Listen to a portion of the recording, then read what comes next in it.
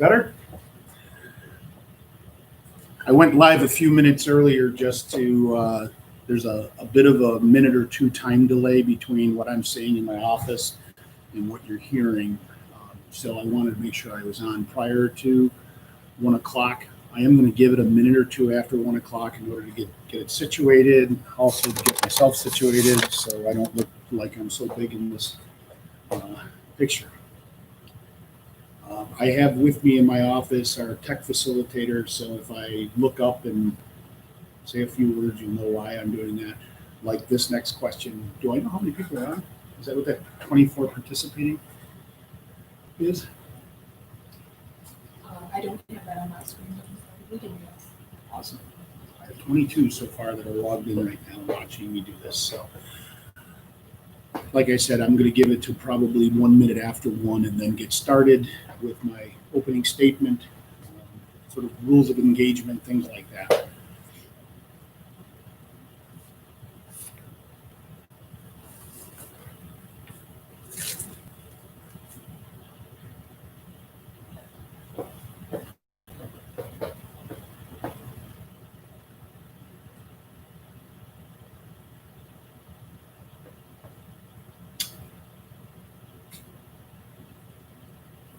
As you probably are aware, there's a lot of Google Forms and surveys out there, and I'm sure at this point you're probably tired of taking them, but it's so important for us to be able to make a good quality understanding of what we need to do and what the community is looking for if that information changes.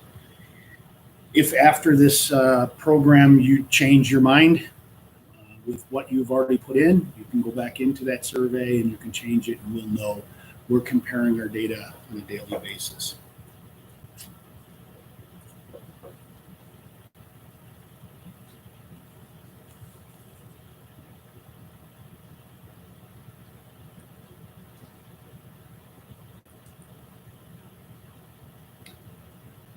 During this presentation, I'll be referencing two documents, one of which is the 40-page Wilson plan, which is on the district website, but also I will be referencing that very short letter, the one-page letter with the diagram on the back for when we get to the distance learning plan and things like that. There is some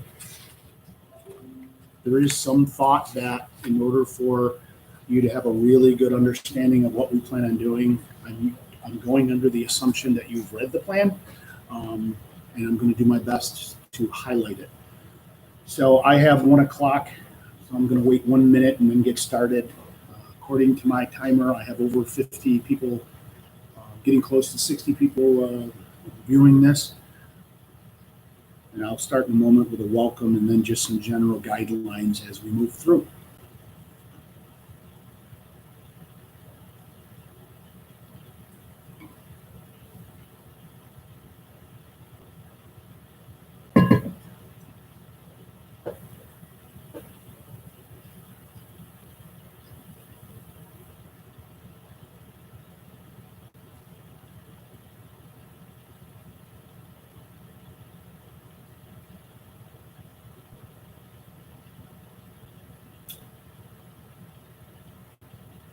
Not sure what the first chat comment was about.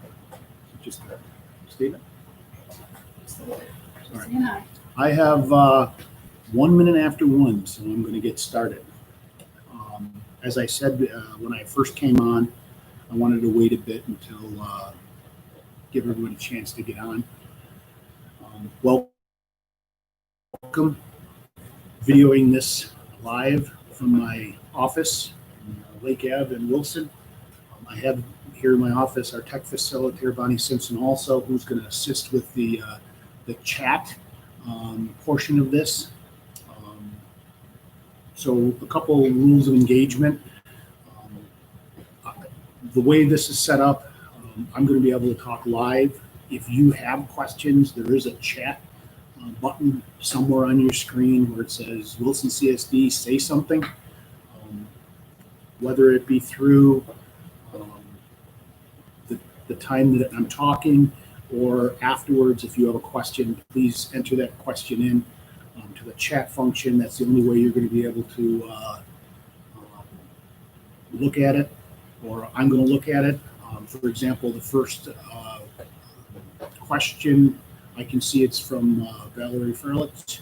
She's asking, is it being recorded? And the answer is yes, we are recording this. And that's going to be put on, it'll stay on the district's YouTube page. So you'll be able to refer back to this, or if anybody didn't get a chance to see it. A couple other things is, according to the guidelines set up by the governor, I have to have 3 of these public sessions between now and the 21st of August. So you can expect 2 more links coming out and messages. And as things get changed and there's plans change, you'll be able to ask and continue to ask questions about what's going on. My plan for today is just to sort of take that 40 pages and condense it down into maybe 15 minutes. Here's the nuts and bolts of what our opening plan is going to look like, and then give you a chance to ask as many questions as possible. If I'm able to, I'll try and answer them as I'm talking. Like I said, Mrs. Simpson's here to help me facilitate the questions and things like that, so I make sure that I answer them. Anytime that you're not on this or you have a question, please don't hesitate to call at 751-9399. That's a direct line to my secretary. And if I'm in the office, she'll send you in. If not, she takes a really good note, and then I call back, and I've been able to call back usually the same day. You can also make phone calls. I'm going to try to be as specific as possible today. Okay, so let me start with my 15 minutes of here's the opening plan. Hopefully it won't take 15 minutes. Again, this is being recorded, and I am getting my internet connection is unstable. It just blinked off. But if that becomes a problem, again, we're recording this, and we'll try and make sure that we get it up on the internet as soon as possible. Okay, so first of all, the first section of our plan had to do with cleaning and sanitizing. Our Director of Facilities, Todd Harmon, has created an outstanding plan for not only training his staff on what the CDC guidelines are for disinfecting and cleaning a building in between cohorts, but also in the evening. He also has an accountability checklist for each cleaning staff and custodian assigned to a specific area, and they're signing off on a daily basis that they have disinfected that area that particular day. So that's the basics behind our plan. We have a set established schedule for the staff are doing what we're asking them to do. A lot of the cleaning and sanitizing in between while school is going on is going to be done by the staff that's available in the building. So that's the cleaning and sanitizing, and again, that's about 2 or 3 page section in the plan, and you're more than welcome to take a look at that. Now it gets to the health and safety and wellness section, which encompasses quite a few pages of our plan. And it begins with student screening. It is our expectation that the students are screened and the staff are screened every single day. There's a ton of different guidance out there, and I know from my own having to do this every day, it becomes part of the routine. And if you just pick certain days or at will, the problem is going to be is people are going to forget to do it. So one of our goals in this whole process is that all of us as a school community, students, parents, kids, teachers, staff, come together and work together, and we all play a vital role in making sure our schools can open in as normal fashion possible in this crazy time. So in order to do that, we have a lot of things we have to do at school. The teachers and staff and administrators have to do some things before they come to school and make sure that they're screened. We're going to be asking parents to do the same thing with their students. So it's going to have to become part of the morning routine. When the student gets up, the parent takes their temperature, logs into the district website. There's going to be a page. It's not there yet. It's there, but it's not live yet, but it will be as we get closer to August. It'll be by teacher. You click on the teacher, the homeroom teacher, the high school, middle school, the classroom teacher at the elementary school. You click on the teacher and a survey comes up. Was your temperature over 100.0? All of those things that, as you've been going into a lot of workplaces, you have to do. So we're going to ask parents to do that every single day for the student. We do not have the ability to do health screenings in school for all 1,000 kids that are in the district, pre-K through 12. There are certain guidelines we have to do, even if we're taking temperatures of our kids. And it's an unwieldy mandate to be able to take temperatures for students as they're entering the bus or as they're entering into school. So we're going to be asking parents to do that for us. There was a question that popped up. Evening meeting option. Awesome. Great question. Two things that I didn't read the whole thing, so let me do that. Will there be an evening meeting? Sorry, I don't see real well on little computers, so I have to kind of go in. Will there be an evening meeting available for parents who are working during the day hours and want to ask live questions rather than watch the recorded meeting? Sure. I have to schedule 2 more, and I haven't done that yet. I will also make sure that my secretary puts time in for an evening meeting. I can do it adjacent with either prior to a board meeting or if I have another meeting coming up, which I do. So I will have an evening meeting. That was a great suggestion. So I mentioned the students screening. We are asking. There's another question by Mrs. Jones asked, is it 100.0, 100.4? So for adults, the adult screening, there was 2 guidelines that came out for adult screening. It was 100.4, and for students in the New York State SED guidelines, it is 100.0, and that will be right in the survey. So when you click up on the survey, the first page is, does your child have a temperature of 100.0 or more? Yes or no. If it's yes, he does not go to school. He or she does not go to school that day, and can log in remotely. For the adults, it's 100.4. That's just the way the Center for Disease Control wrote the guidance. Okay, so that's the health screening. Going through some of the other health and safety pieces, talked about facility entry. The facility entry of the building, we are, during the school day, going to use 3 entries into the district buildings. The elementary front entrance, which is also a secure vestibule. The middle school front entrance off the circle, which is also a secure vestibule. And then right now, actually, as we're speaking, and you may even hear the jackhammers, they're completing the inside portion of the high school secure vestibule. So those for visitors will be the entrance into the 3 buildings. Oh, awesome question. I was asked, what happens if I'm going to go back to that. What happens if the screening is missed? Can it be done in school? If the student does if he comes to school, the teacher takes attendance every morning. It's not unwielding to ask teachers to take attendance and look at the COVID screen. It's going to be listed by students. They'll be the first to know. If the student doesn't have a screen. Staff are going to be told to send the student to the nurse. The nurse has the personal protective equipment to do the screening. If the student is a yes on any of the screening questions, a parent would be called. Students isolated, and a parent's called to come get the student.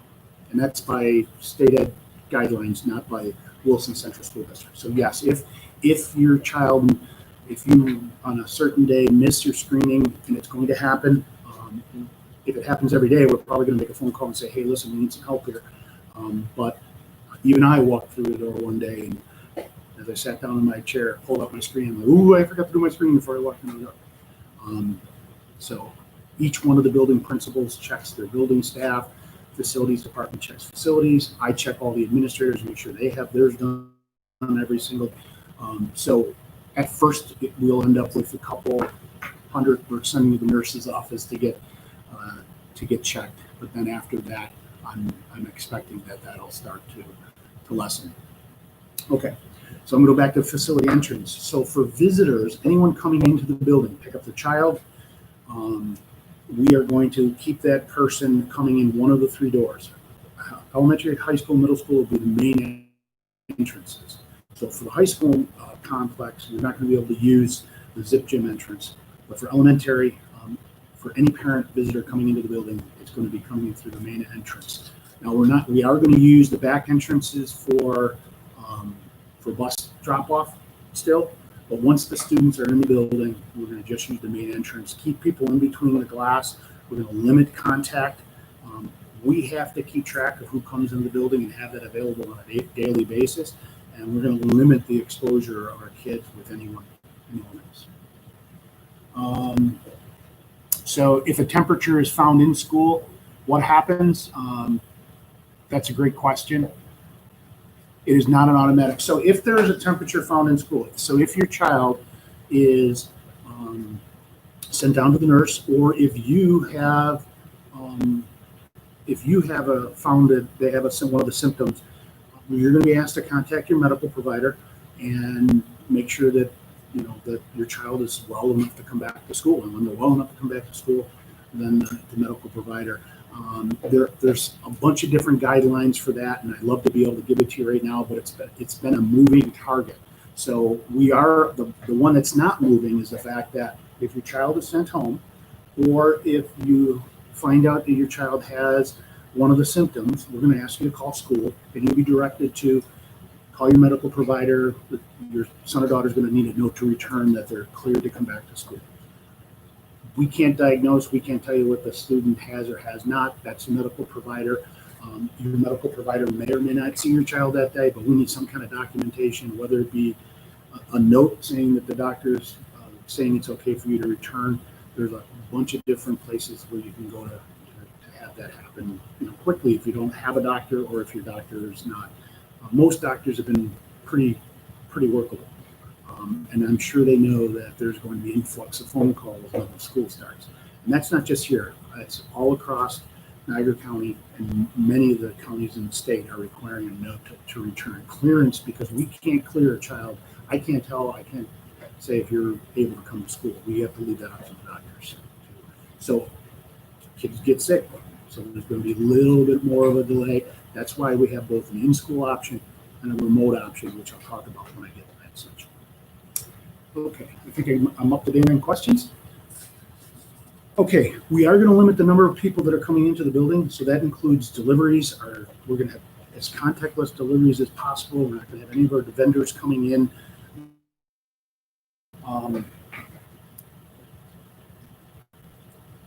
Yep, thank you. Mrs. Jones said, okay, because not every fever is a big deal, and that makes sense. Yeah, I know. And we're going to have kids floating in and out. We're going to have teachers in and out, because teachers get sick too. So they're going to be coming in and out, and kind of talk about that, how we're going to operate that for when I get to the instructional portion. Okay, so we talked about entrance, deliveries, health checks. We have to, part of our opening, we have to do a bunch of healthy hygiene practice tutorials. So you're going to see really soon, when the calendar is published officially, the student calendar, the one page was on the website. It may still be, but at this upcoming board meeting, that's going to be retracted and revised. So the first week of school is going to look like this. So teachers return on September 2nd for one-day superintendent's conference day.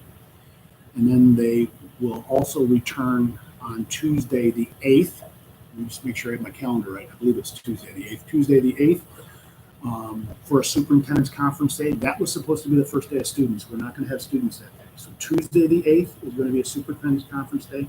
And Tuesday the 8th and Wednesday the 9th are superintendent's conference. That Thursday, the 10th, is going to be for A students. So the students in cohort A, and I'm just going to grab my mouse over here so I can sit there. I just want to make sure I'm not guessing on these dates, because I have the calendar up. Just double check. That's the fun of being live. Okay. The first week of September. I had this Wednesday, the 2nd is the first day for teachers. That'll be a superintendent's conference day. And then Tuesday, the 8th will also be a superintendent's conference day. And Wednesday, the 9th is a superintendent's conference day. And then Thursday, all of elementary will be in. It'll be the first day for all elementary on Thursday, the 10th. The students that are not choosing the distance learning model. So the first day of students for elementary is Thursday the 10th. So I'm pushing that back 2 days. And there's a number of reasons for it, but it really has to do with making sure our teachers are up to speed on the classroom. All of our teachers, even in elementary, we have kids that are not coming back. They have chosen a distance learning model. So our teachers have to be up to speed on how to do that distance learning model. And even especially for elementary, that's a difficult task. Okay. So there was a couple questions when I started talking about that. There was, what if someone in the building is diagnosed with COVID? Great question. We will not close when the first COVID case comes down. We've talked about that with the Department of Health. The Department of Health will work with the individual person. They don't necessarily even contact us right away. We are part of their contact tracing. So you can imagine your health in New York State, your health records are your health records. So they without your permission, the Department of Health can't check. The health department can't contact us and say so-and-so has COVID. They're just not allowed to do that.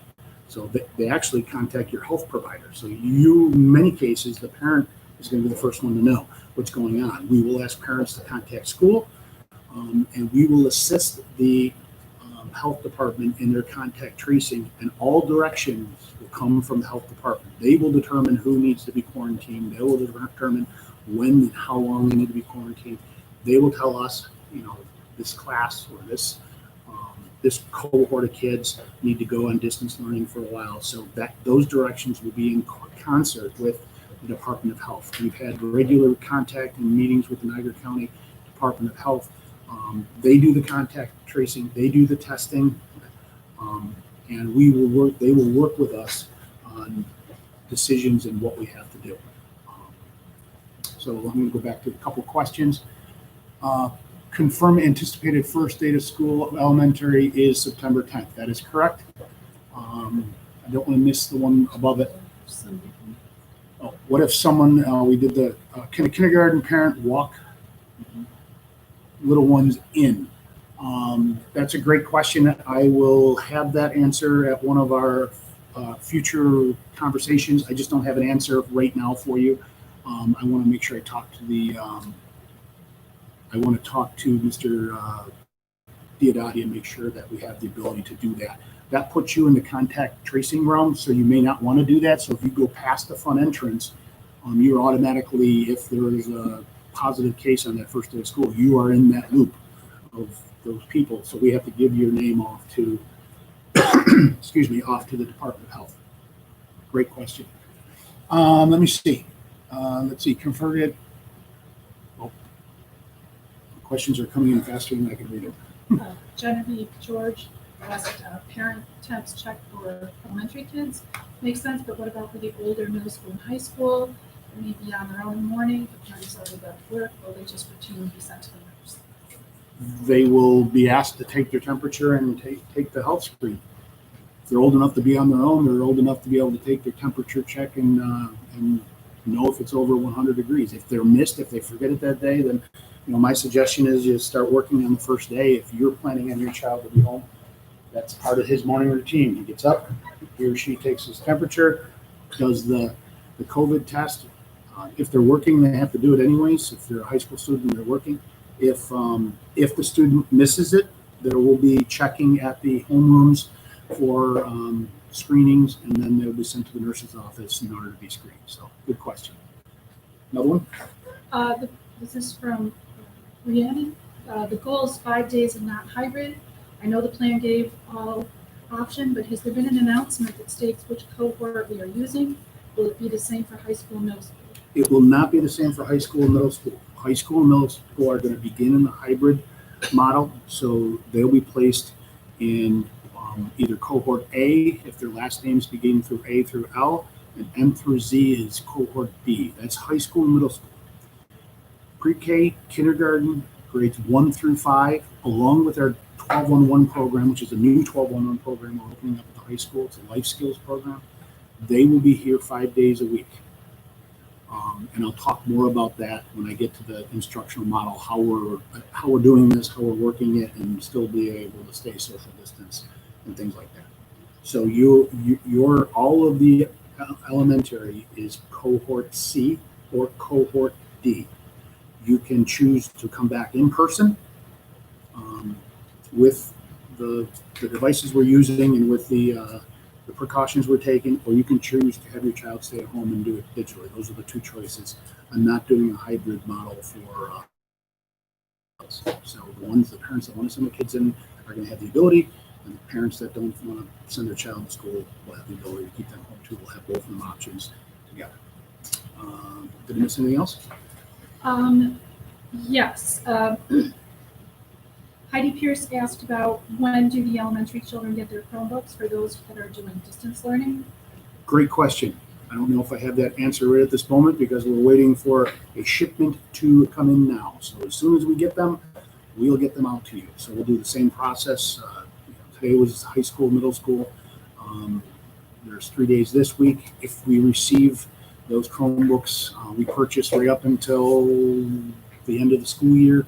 If we get them before the beginning of the school year, we will have them out as soon as possible. You will have something in your hands, not only digitally. For those that are home, will have something in their hand to be able to do distance learning, and we also have an option for hotspot if you do not have internet connection.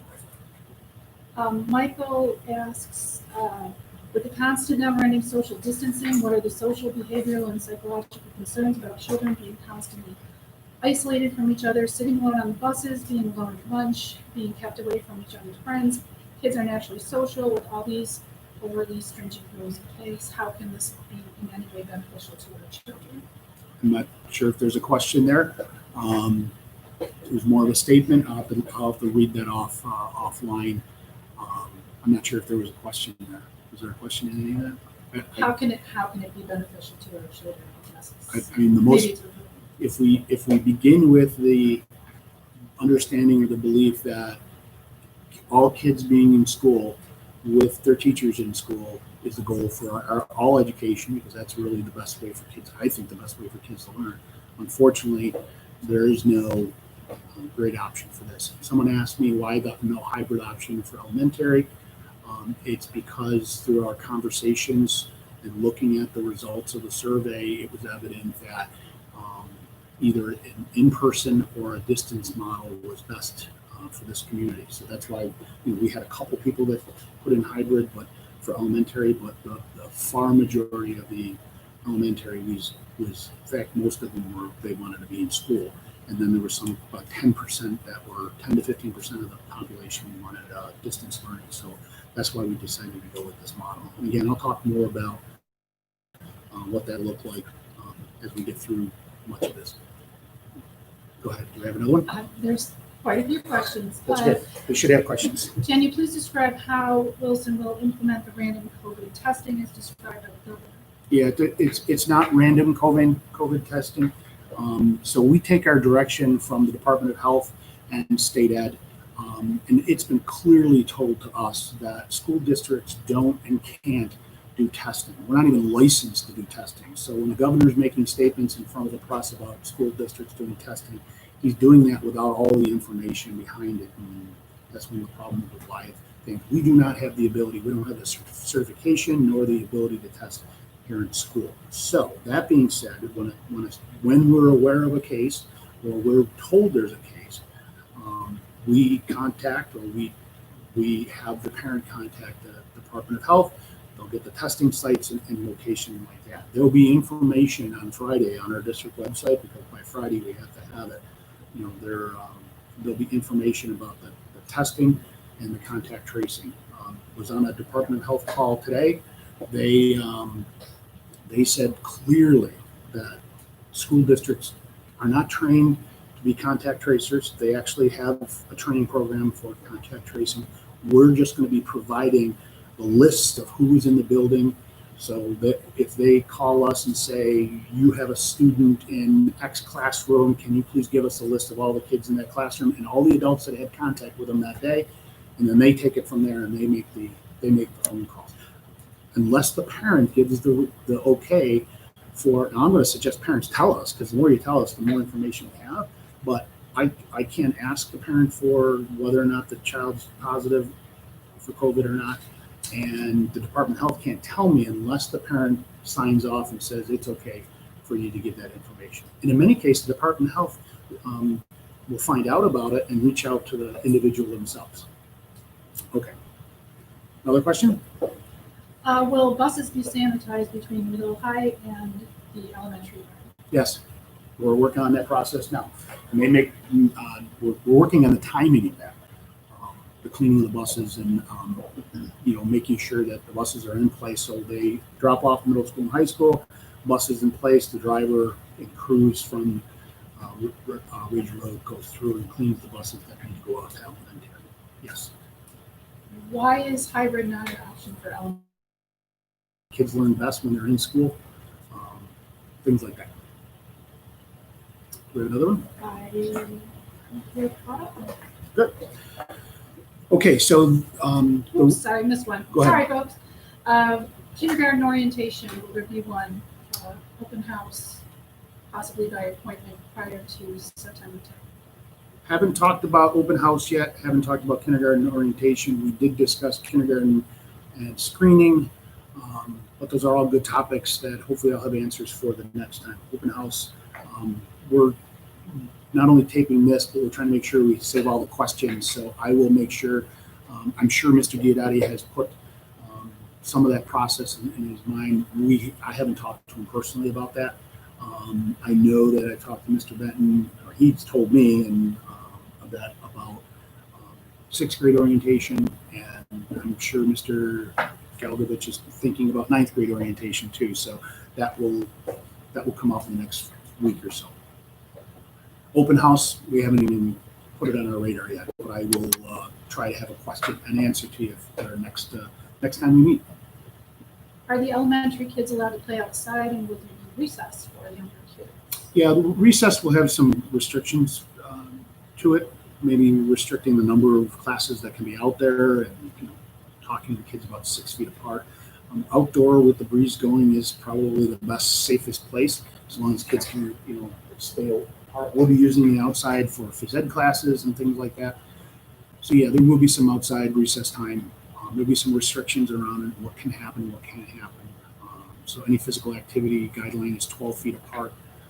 If you're exuding, if you're breathing hard, basically. So we'll have to. There's going to be some guidelines, but we do anticipate some kind of outdoor activities.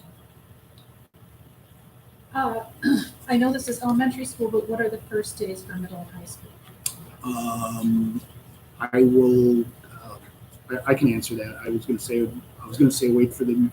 I can answer it tomorrow, but I'll just quickly say. So the first day for cohort A is going to be that Thursday, the 10th. So cohort A will come in Thursday the 10th. Cohort B will come in Friday, and then the 14th, which is Monday, we start the AA remote day BB. All digital learners that are home, their first day of school will be Monday the 14th. Will there be specials such as gym and music? When will the kids be required to wear masks? Great question. So let's start with busing. So students will have to sit on and be in bus. We're going to social distance as best as possible. One student per seat. That's part of the reason why we have the survey going out there for transportation. They will have to be masked while on the bus, the entire bus ride. One person per seat, or two if there's two people in the same household.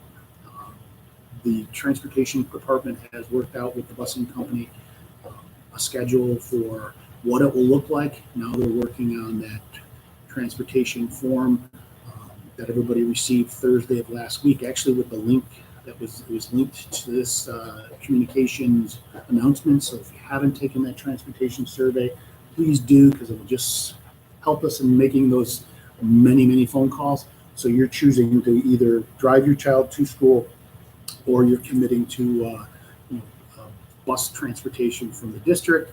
And we were about, from the survey, we had about 50% of the parents who were willing to drive their buses, drive their kids to school, not drive buses, but drive their kids to school, which I appreciate, because that'll allow us to get the numbers down on the bus to be able to continue and do this in the safest way, and also the keep the costs down. Because if we have to put buses on, that's increased cost to the district that we don't have to be able to increase to add bus runs and things like that.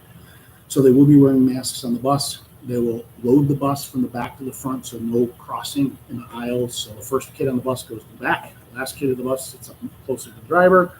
The opposite, when they get to school, they'll load from the driver back, so nobody's going and passing each other. It'll be routine after the first couple of days of school, but until then, it'll feel a little different, which all of this has, actually. Let's see. When they get to school, they'll be wearing their masks in the hallway, entering into the school. When they get into their classroom and they sit down, each desk will have a plastic barrier. So back when I went to school, picture it as a study carrel. Most classes had it, which is like an individual desk with dividers on either side, so you could do your work and not be interrupted. These are clear plastic. They're Velcroed down to the desk. There's a side on either side. There's a piece on the front, and there's a piece on the top that's about 22 inches from the desk. So we've measured with adults and all, it gives plenty of room to be able to do work.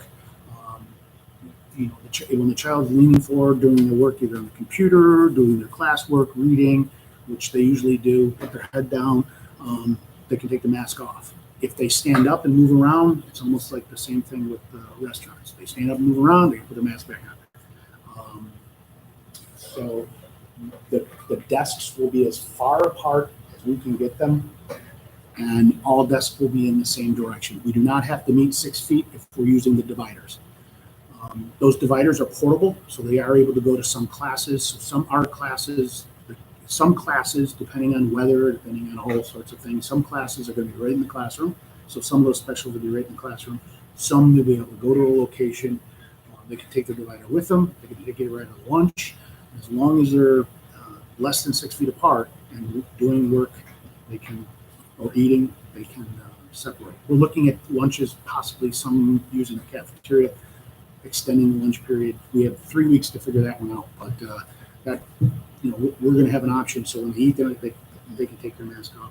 When they're sitting in their seat and doing work inside that study carrel, it's clear plastic. It's rigid enough to stay on the desk, but at the same time, it's not. It won't. It's a barrier. I have a bunch of questions that came popping up, so I'll try and catch myself up there. Yep. Go ahead. Will the kids that are 12 feet apart, if they're breathing heavily, will they be placed 12 feet apart? Yes. So if they're any singing, instrument playing, or any physical activity like gym, they have to be 12 feet apart and in a well-ventilated area. So in many cases, if no hybrid option is given, how will social distancing be achieved? social distancing inside the classroom is achieved by the barrier. And then we, as kids are walking down the hall, they'll be 6 feet apart and wearing masks. When they're standing, when they can't maintain social distancing, they have to put a mask on. Remote days, will they be classes at set times or more like videos? And a similar question, what will virtual learning look like? Will students be expected to be logged in to the screen the entire school day? So it'll be a mix. So we put in our plan virtual, both virtual and hybrid will be the same class. So the teachers are going to be the same. So what I've talked to our teachers about is you're going to be considered remote learners, remote teachers, but sometimes your kids are going to be in front of you and some of your kids are not going to be in front of you. So that's why we needed those couple days at the beginning of the year in order to get that thing to happen. We've been purchasing the equipment and things to do the vehicle. Now we need to teach the people that are going to be driving that vehicle every day to be able to use it in a seamless way. And many of the teachers have been in over the summer. We've been doing some test runs and things like that. So the answer to this question is there's going to be both. There's going to be live teaching where your child's going to be asked to log in while the class is going on. To me, that's the easiest. That's called synchronous learning. That's the easiest thing to do as a kid, is to follow that class schedule. It's a little more difficult in elementary because it's not always a set time. But teachers are going to be working on that. So I've told the teachers, and we'll continue with a meeting with more of them this week, that synchronous learning really is the optimal thing to do, because you can take attendance to the kids that are virtual, but you also have to have an option where if the student, as we're having right now, I have 86 people watching me right now, the numbers fluctuate at 86 down to 85 to 84. People are dropping off. A lot of it has to do with internet connectivity at that particular time if there's a heavy load. So the teachers have to be able to, record themselves also and provide that recording to the students at a later time. So attendance is going to look really different. So some of the kids are going to be live and in front of you. Some of the kids are going to be virtual in front of you. So then also there's some kids that, because of what's going on at that particular time, need an assignment to do, watch a video and go. So it's going to be a mix of all different things going on. We have more busing questions. The young kids in kindergarten will possibly be in the back or middle of the bus. And another bus question would be different. I know Ridge Road does other schools, so I imagine there is a shortage of enough buses. Will the kids be picked up earlier, or will school start later? No, we don't plan on starting school later. I mean, buses may come in a little bit later. It create a little bit of a staggered start, maybe, but we don't anticipate it being that expansive time. Now, the first week of school always is a challenge with busing. In other words, the time just is a huge difference between middle school and high school. So there's always that beginning slowness, but we anticipate that to go away. Yeah, I mean, it's not optimal to have kindergartners in the middle or the back of the bus, but I can't have them crossing in the line. That might be one of the things you might want to use as your decision making. I can't have a student sitting in the second seat and having another student passing them on a bus. That's part of the guidelines. They have to be social distance and masked on the bus at all times. So that plan is pretty clear on what we have to do with the loading and unloading. But you're right, it's not optimal. Cafeteria. Mm-hmm. Will the cafeteria be used? Some districts have students eat in homeroom or leave early. Yeah, we didn't do the homeroom option because of the cleaning and sanitizing. I've been in districts where kids ate in classrooms, and it makes the classroom a disaster after a very short time. Food just rolling around, and you can imagine that, on grape day, at least we can contain the mess to one area. So we're expanding our cafeteria times, and I'm sure Mr. Diodati is going to send out some information about that. We're expanding our cafeteria times a little bit, making numbers smaller. Also, there'll be a smaller with the kids that are distance learning. They won't need to eat in school. They will be able to pick up a lunch if they want to pick up a lunch, but they won't be eating in school. So that will reduce the number. That by the extended times, we've done some calculations. We think we can get them all in the cafeteria social distance. And still be able to do it. If we need to expand to another space, we'll expand to like the gym or something. I just don't want to have, if you keep the mess in one spot, especially when the cold weather comes, all the little critters outside like to come inside. And I don't want all the critters running around the building looking for food. I'd rather them in one spot so we can get rid of them. So that's one of the things living out in the country we end up with when the weather's turned cold. The critters that are outside like to find the warmth. So we try to maintain that as best as possible. Another question for me? Do you know what issues kids will have from being constantly isolated, and how will you address those? We do have a mental health component to our reopening. Our teachers have been working with a local provider to recognize signs, recognize, some of the the manifestations of social distancing, and because we anticipated, so we started actually while we were off in March, April, and May. I think right around May, we started doing first in-person. Everybody had to come, so we're doing faculty meetings with this healthcare provider, and basically he was giving a lot of conversations first, making sure the teachers are taking care of themselves first, because you can't take care of others if you're not taking care of yourself. So it was, this is how you're going to recognize the signs and symptoms in yourself, and then you recognize them in others, and what does it manifest. And those conversations have continued over the summer. We had this healthcare provider actually coming on the first day, the second. He's doing the opening kickoff address virtually, but he's doing the opening kickoff address to the district, to the teachers, and then we're going to continue to keep that going forward. And if it'll be just like any other academic service, if we have a child that's is exhibiting some of those signs and symptoms, get the parents involved, get the counselors involved. This person has a middle schooler and a high schooler. Okay. Their last names start with different letters, and they'd like to know if they can both follow the same schedule.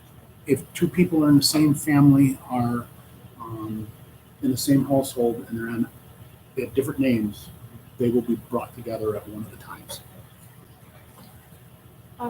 Let's see. You can contact the middle school and high school to make sure that that happens. You can call the principals, email them. I know they're taking emails.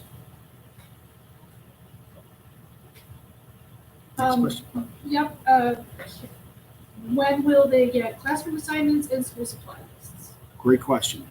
As soon as we're able to. Once we have, right now we're in the making sure we're getting Chromebooks out to 6 through 12.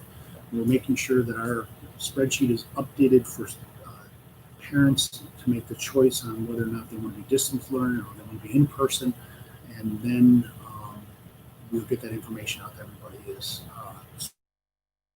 soon as possible.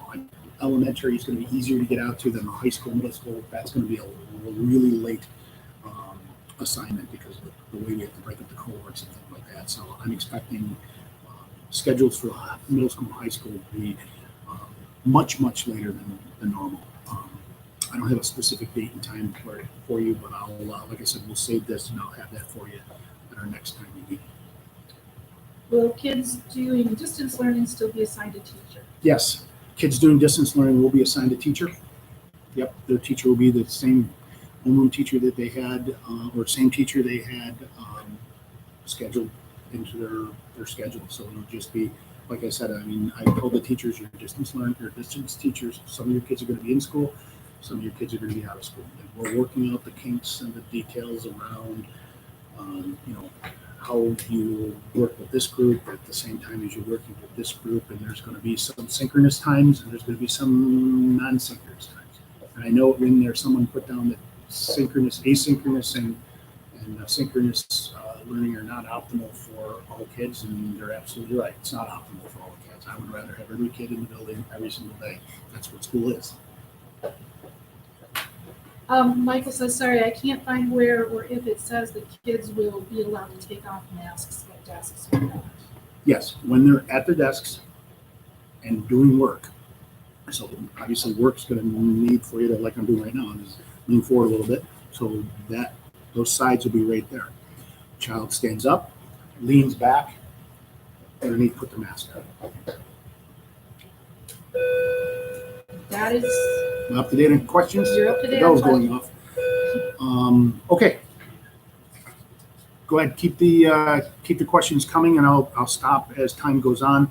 I think the last thing we talked about was the training. So that was the need for, I need to train the teachers not only on the proper hygiene, respiratory hygiene, but also recognizing signs and symptoms of people that are getting ill. So they'll send them down to the nurse's office. I also have to teach the teachers on proper hand washing, and all these are videos that we can do with the teachers. They have to in turn do the same thing with the students. So that's why we have the staggered start at the beginning. So it's 2 days for the elementary, And then there's 2 days, 1 day for cohort B, cohort A, and 1 day for cohort B. We'll keep sending that information out to you as best as possible. So that's the hygiene. Next was social distancing. We kind of got that, in the question. So the question was, the plan has a number of pages on social distancing. And if you use the guidelines, when you can't maintain 6 feet separation between you and the person in front of you, you're going to be wearing a mask. So we have signage, we have spots on the floor. That'll be our last week. As soon as all the classrooms are done right now, and the hallways are being finished, as soon as everything's all set, ready to go, our facility staff will go through, and anywhere they're aligned with start the flooring, we're going to put these places 6 feet of distance. A lot of things are going to reduce the numbers of people. There'll be a lot less kids in the building because you're going to have half the cohort. We're going to be reducing the numbers of kids going and using the bathroom based upon the capacity of the bathroom, things like that. That will just become the new norm, unfortunately. So there is some, social distancing. We have a bunch of different guidelines for offices and things like that. That's part of the reason why when visitors come to the building, so if you're coming to pick up your child, you may have in the past been able to go down to the nurse to pick them up. The nurse is going to be bringing them to the main entrance, and this way there's no, you're coming to the building, now you just become contact. So if you by chance came in contact with one of those kids, you're going to be one of those people that are going to be quarantining, possibly, depending on the Department of Health. So that we're going to stop everybody at that doorway, and then and anyone who does have to enter for, if we have to have a meeting or something like that, you'll go through the screening process right there at the door. We're going to try and keep as many as possible. There's a follow-up to it of the mask question. Thank you. Will masks be required at desks for middle school and high school? So the answer to that is if they can maintain 6 feet of distance, we do not need to wear masks. This is what happens when I talk for an hour. I start forgetting what I'm saying. So if you can maintain 6 feet of distances, and we can by breaking it up into 2 cohorts. So if you take a class of X number of kids, 18 kids, subtract the kids that are going to be distance line that are not going to be there at all. Let's say it's 5. Now we're down to 13 kids. We split the 13 half up, half come on A day, half come on B day. I can social distance 8 kids, 6 feet apart. Then same thing as a restaurant. You come in with a mask on, you sit down for that 40 minutes, you can take your mask off and do your work. You get up, you're going to have to put your mask on. Kids are middle school, high school, elementary, there's proper hand sanitizing along with masks. It's proper wearing a mask that they'll be trained on over the nose, under the chin.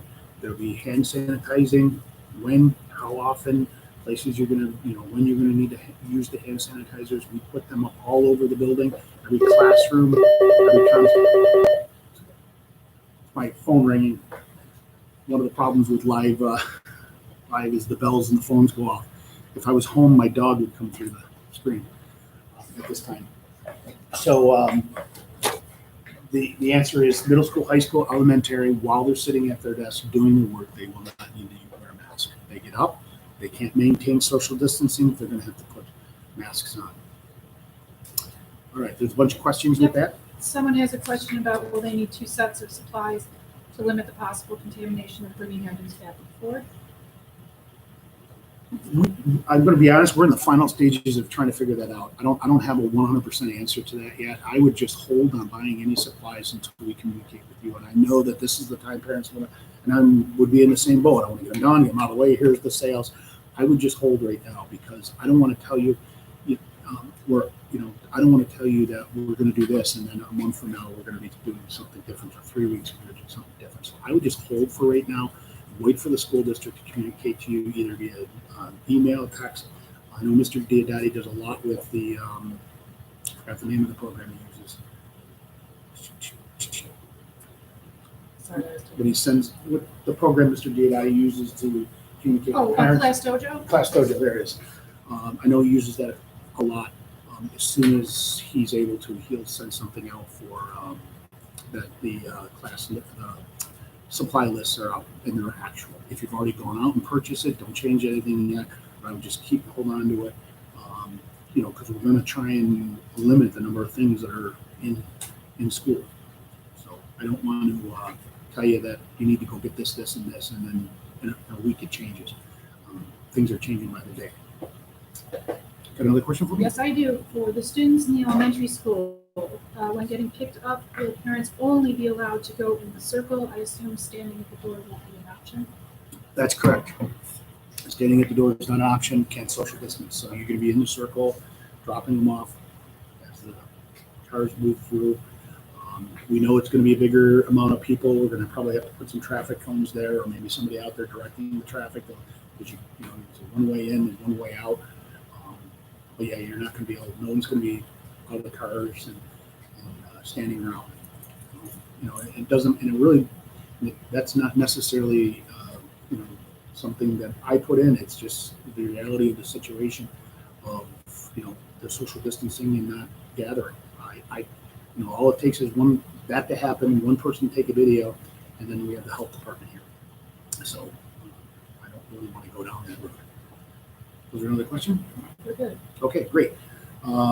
So all different areas of the building, we're trying to limit the amount of movement and the directionality in the building. So elementary already moves right side down single file. We're just going to be spacing them out a little bit more and showing the kids what a 6 foot distance looks like.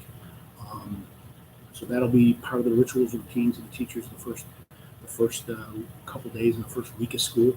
As things go on, it'll take longer for the elementary students to kind of get to that point. Hallways and stairways too.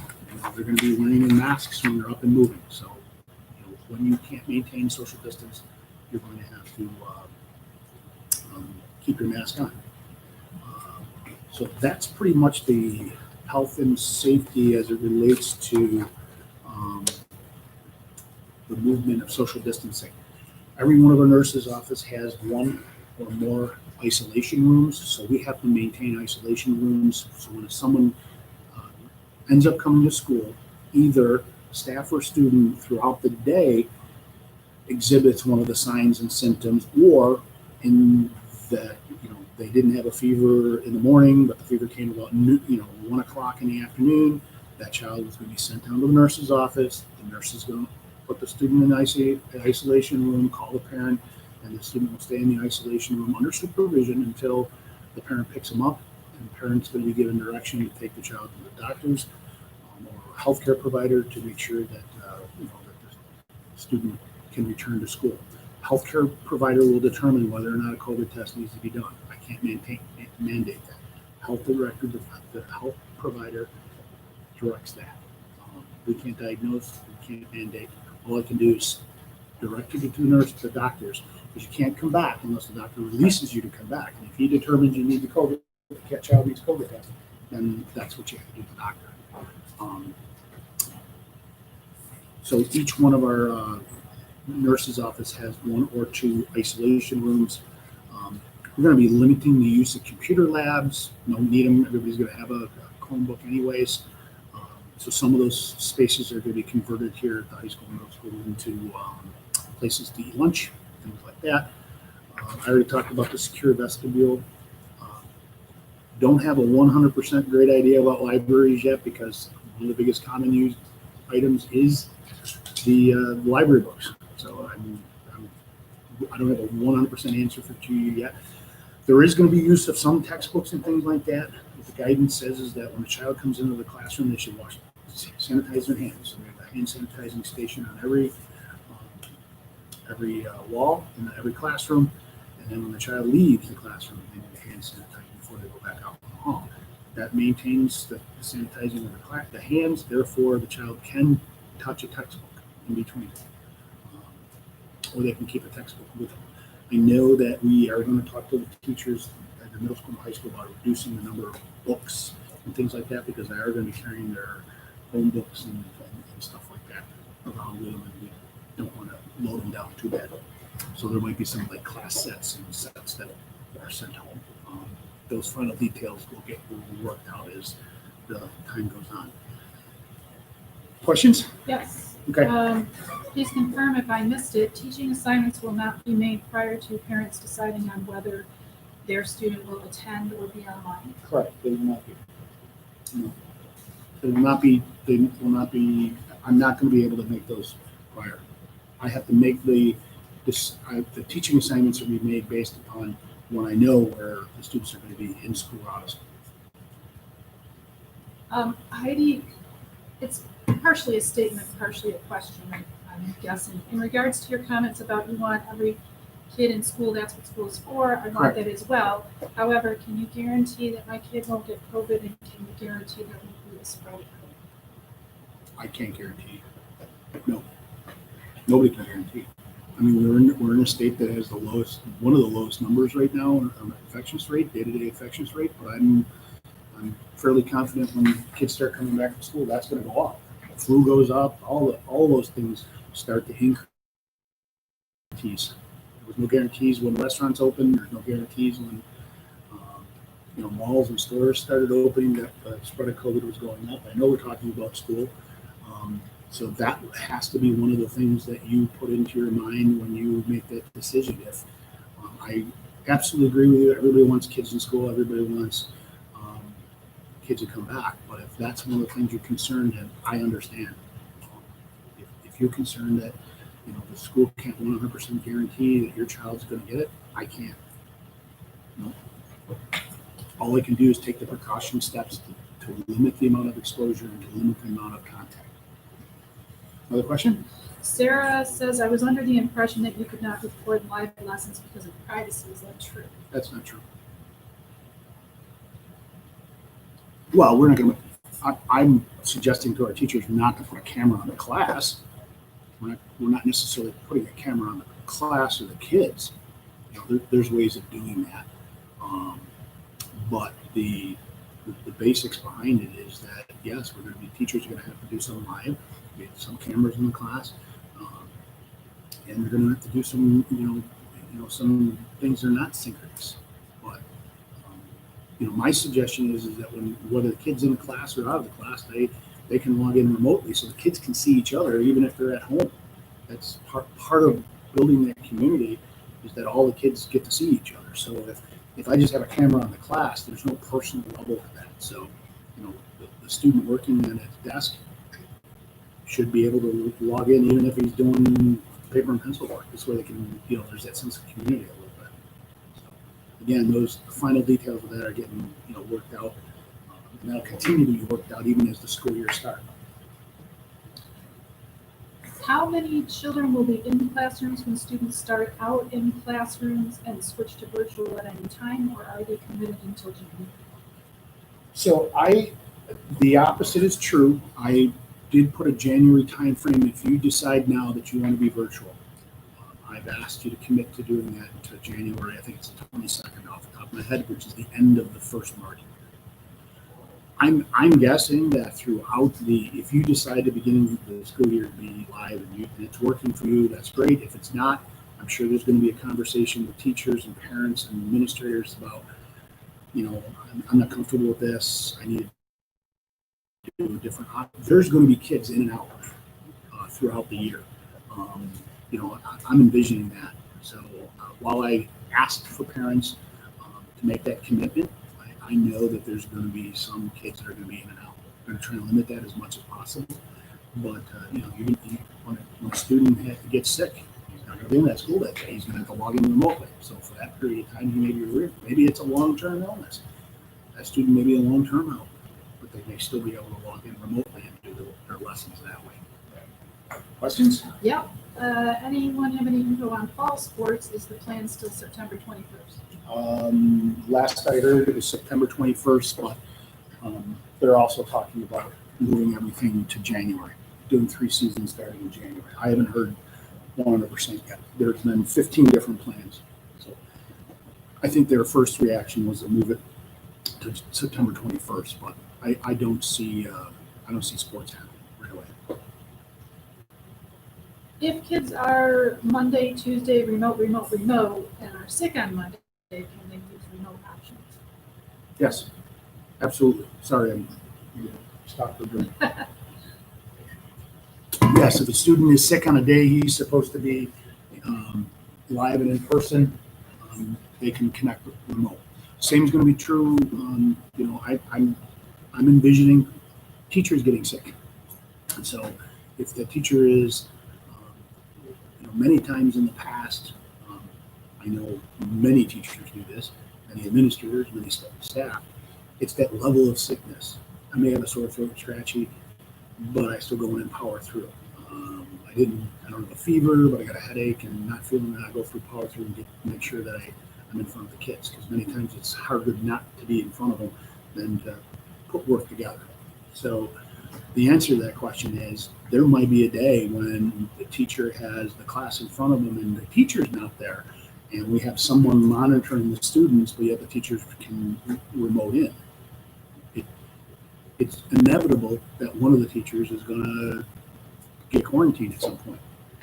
So we have to be able to have that option.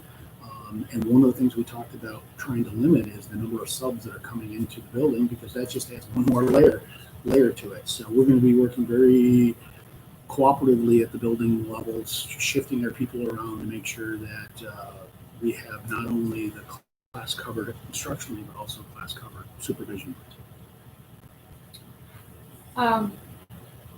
What size will the classrooms be? Can't give you a definitive number right now, because people are changing. After this, I'm expecting people to change from distance to in-person, or from in-person to distance. The number I've been using in my head for elementary is, if the average class size is 21, we've been using the figure from our survey of about 20% of our population has chosen distance learning, and that may go up from now. 20% of 20 kids, that's 4 or 5 kids. So I think the math is correct, somewhere in that danger. So if you take 5 kids out of there, so you're down to, in the elementary, you're down to, approximately 15 kids in the classroom. Any way that we can get a shared Google document or Google Photos for the school to upload PDFs, letters, etc., put everything in one place, and then allow comments, questions, and answers? Well, that question is in the bank here right now, and Ms. Simpson, I'm sure after this, is going to see if we're able to do that. Yes, I will check into that. I'll see if there's a way that we can use our COVID area of our website to start making that a common bank for everything, and see what the options are for comments and questions. So I will work on that. Okay. Hopefully I have an answer for the next time we meet. Are you all caught up with questions? We are. All right. So we talked about face coverings for kids and when they're going to use it and when they're not going to use it. So the management of ill persons, we kind of dabbled on that a little bit. So the first line of defense is that parent at home, knowing that their child is sick, or taking their temperature, asking them the questions and doing that screening. If there's yes to any one of them, they call the school, student stays home that day, can work remotely from home that day. The school is going to let you know that you need to contact your healthcare provider and make sure your healthcare provider is aware of it and gives you the clearance to come back to school. And there's all sorts of guidance that's been changing by the day. So I'm not going to tell you exactly what that guidance is going to be. All I know is the school district is going to tell you to contact your healthcare provider, and then we need clearance to come back to school. That being said, like I said, there's, people, are you keeping them off for 10 days, 14 days? Is it 2 days, 24 hours without symptoms, 3 days without symptoms? That guideline has changed about 12 times in the last month. So I'm going to wait. If I tell you call the school with your child, the nurse will have the most up-to-date information. They'll be able to tell you what you need to do in order to have your child return from school. Yes, I know that the 24-hour flu is going to be 48 hours before the doctor allows you to come back, or it might be longer if he makes you go take a COVID test. Question? Yeah. Wondering if the district can go to one platform for messages and communication and virtual learning instead of each building doing something different? For example, Class Dojo, Remind, etc. I know that, for the emergency contact stuff, we use our Blackboard Connect, which sends out, so any of these messages that go out, anything district level for all the buildings, it goes out with one platform. We call it Classroom or Blackboard Connect, and it's attached to our website. So we can do one message and send it out to email, phone call, social media, all at one time. I know Mr. Diodati likes to use Class Dojo, and he has the majority of the building on it.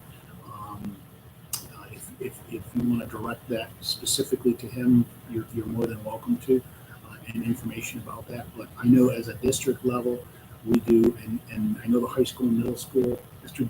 Diodati also uses Blackboard Connect, but I know that for real quick, up-to-date, small messages, he does use Class Dojo. And he's been doing that for multiple years.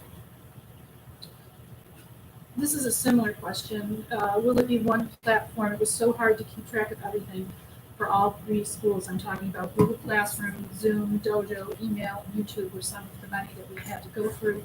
It was impossible to keep track. Well, we're not going to use Zoom, so there's one we can get rid of. I don't know anyone who's not going to use Google Classroom or Google Hangout. Google Hangout will be our platform for, which is a part of a Google Suite. It's what we used for meetings and what the classes are going to use for the synchronous learning. So that would be a Google virtual option. We are going to use Google Classroom for assignments and things like that. We have another platform we're going to use, which also goes through Google, which allows the students to be able to interact with some of the documents.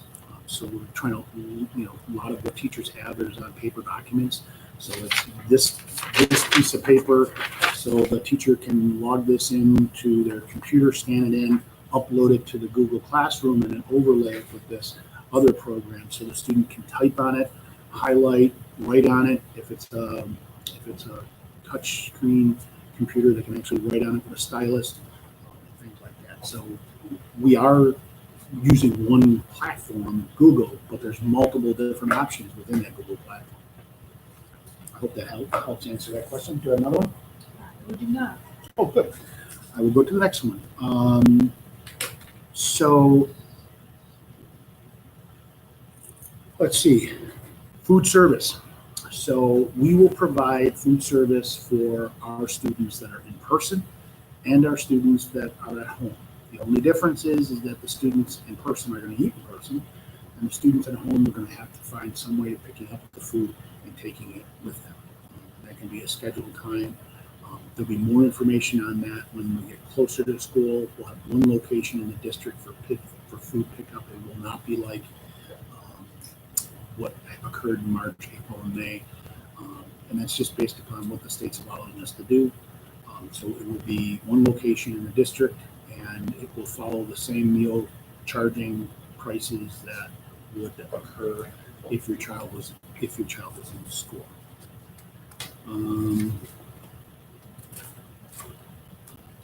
I think I've gone over everything that's on my list. Let me just double check, and we'll continue to leave it open for a few minutes for questions, but I want to make sure that I caught everything.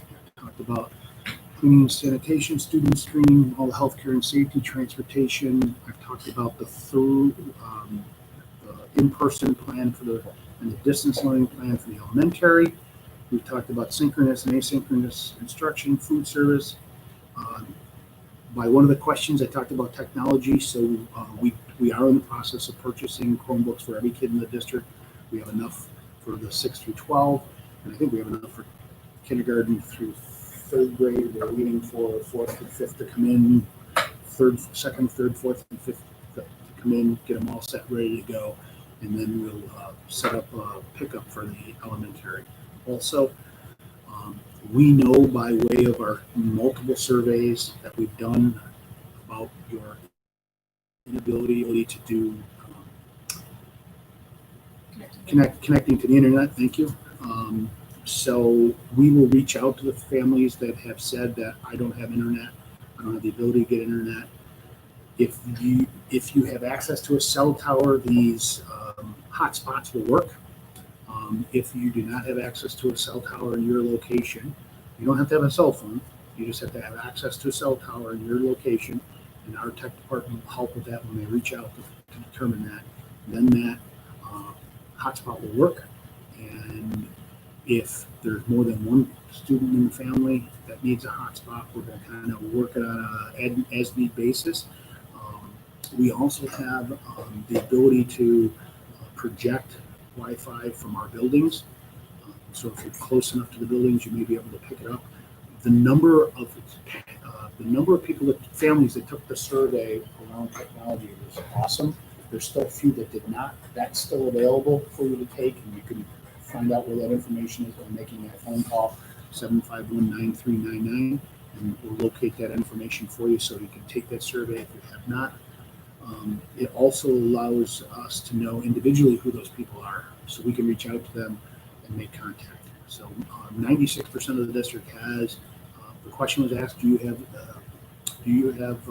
Wi-Fi? Do you have enough Wi-Fi for all the members in your family? And it was well over 96% of our district has adequate Wi-Fi. We're going to supplement with the families that do not. The only problem we're going to have is if your location is remote enough that you have no access to a cell tower, these hotspots won't pick up. So we'll have to find out another option on the remote days. I didn't talk about BOCES, and I won't do that until the high school section. We ended up by default talking about athletics, and all extracurricular clubs and activities are going to be postponed until further notice. We need to, unfortunately, yes, we need our students here, but at the end of the day at 3:30, we're not going to extend it, or over the ending day of the elementary, we're not going to extend it beyond the day by having clubs and things like that into the building. Right now, we need to get at the cleaning, the sanitizing for the next day. All right, that was all my list. I have questions. Yep, looks like we have time for one or two more. Yeah.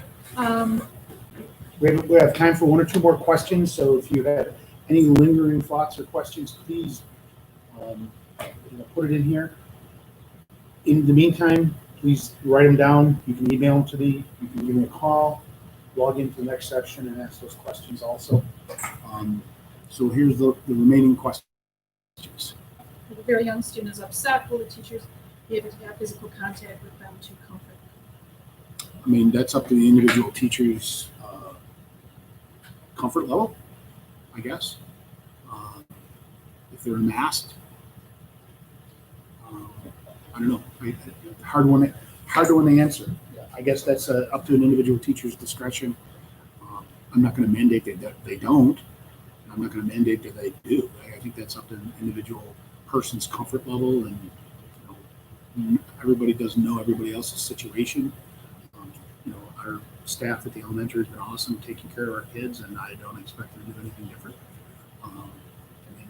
To a person, most wanted to come back and wanted all our kids in front of them, so that tells me that their hearts are in the right spot.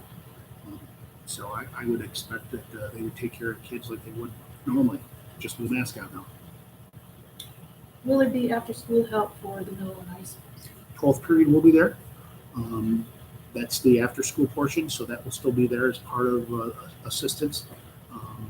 We've talked a little bit about, I'm envisioning as time goes on, we talked a little bit about office hours and things like that for staff members. We have some thoughts for expanded AIS throughout the day also, which will unravel as the summer goes out. AIS is academic intervention, which is also at the elementary level too. So we'll have both a virtual and an in-person option for that.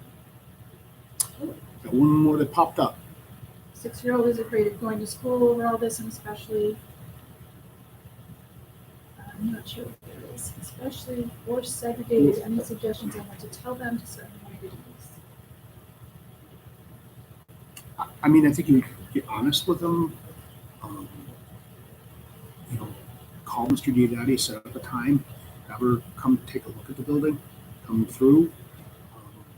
walk her through some of the plans. I mean, if some of it's just, hearing it over and over. I can make a suggestion to Mr. Diodati if he wants to do a student conversation. I don't know if that would help, but it's it's a real thing, and I'm not here to sell. I'm here to inform.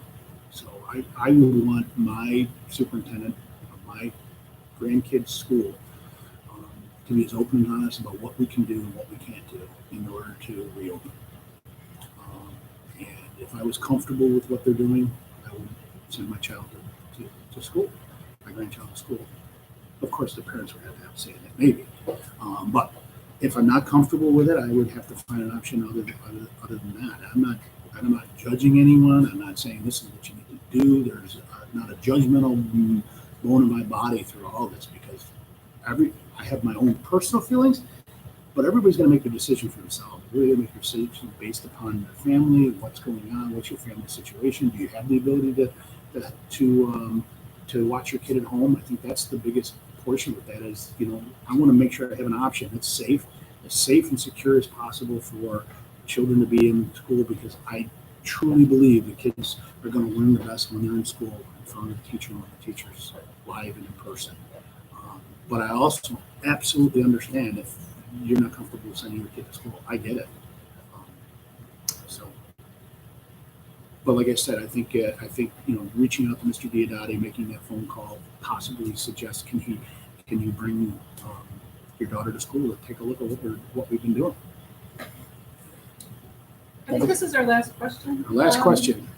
Will the heavy emphasis on technology such as Google Classroom continue after COVID? It will bring Wilson students up to date with other districts.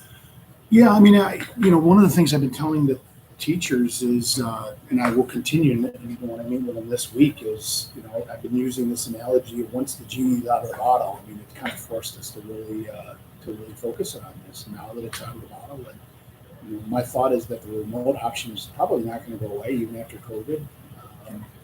I think that once you give parents a choice and what they can do, the parents make that choice.